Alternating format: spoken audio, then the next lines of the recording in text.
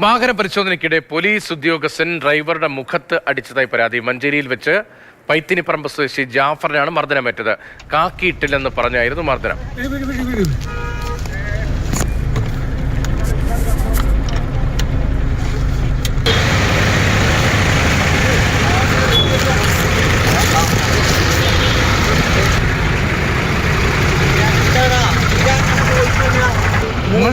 പോലീസിനെതിരെ നടപടി വേണ്ടെന്നും മർദ്ദിച്ചതിൽ ക്ഷമ ചോദിക്കണമെന്നാണ് തന്റെ ആവശ്യമെന്നും ജാഫർ പ്രതികരിച്ചു. അയാളെ പണി കളയണം എന്നുള്ള ഉദ്ദേശങ്ങളൊന്നും നമുക്കില്ല. പക്ഷേ ഇനി അയാളെ അങ്ങനത്തെ ഒരു ഇതിനും വേറെ ആരോടും അങ്ങനെ ചെയ്യരുത് എന്നുള്ളൊരു മാപ്പ് പറഞ്ഞ് പറയണം എന്നുള്ളൊരു സൊല്യൂഷൻ തരണം. നമുക്കൊരു നീതി കിട്ടണം. വേറെ ആർക്കും ഇങ്ങനെ ഉണ്ടാവരുത്.